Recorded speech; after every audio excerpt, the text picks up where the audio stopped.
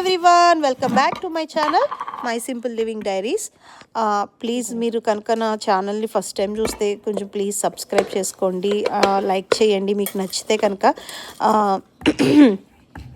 So ఈరోజు ఏంటంటే నేను మా చిన్నమ్మాయి ఎప్పటి నుంచో కాజా చేయాలి మమ్మీ, కాజా కాజా అని అడుగుతుంది. ఎప్పుడైనా బయట ఇక్కడ ఆర్డర్ చేసుకోవడం లేకపోతే ఇండియా నుంచి తెప్పించుకున్నాం, కానీ లేట్ అవ్వడం వల్ల పార్సిల్ పాడైపోయాయి అనమాట. సో సర్లే ఎప్పటి నుంచి అడుగుతుందని చెప్పేసి మనమే ట్రై చేద్దామని చెప్పి వాళ్ళ కాజాలు ట్రై చేశాను. పర్వాలేదండి, బాగానే వచ్చాయి. నేను మైదా బదులు గోధుమ పిండి వాడాను అనమాట, పిల్లలకి కదా కొంచెం హెల్తీగా చేద్దామని. సో నేను దీనికోసం ఏం చేశానంటే చపాతీ పిండిలో కలుపుకొని కొద్దిగా బేకింగ్ సోడా వేసానండి, అదొక్కటే.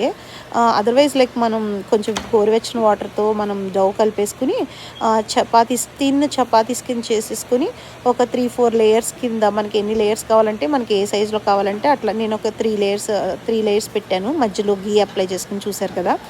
సో తర్వాత ఇట్లా రోల్ చేసుకుని ఇలా కట్ చేసుకోవడం అనమాట. చూసారు కదా, ఇలాగా మంచిగా మధ్యలో మనకి లేయర్స్గా వస్తుంది అనమాట.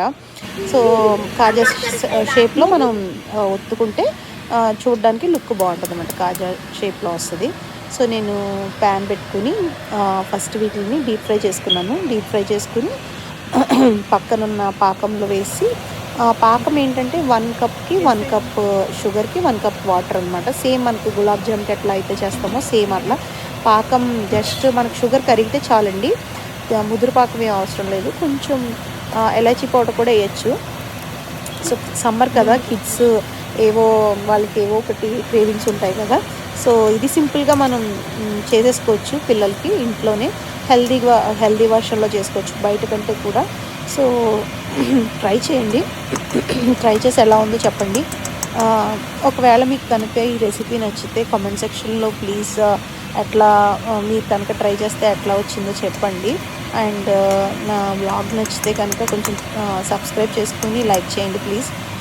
ఇంకా మోటివేషనల్ వీడియోస్, ఇలా కుకింగ్ వీడియోస్, అట్లానే ఏమైనా హెల్త్ టిప్స్, నాకు తెలిసిన హెల్త్ టిప్స్ అవన్నీ కూడా షేర్ చేసుకుంటాను. So please do like, share and subscribe to my channel.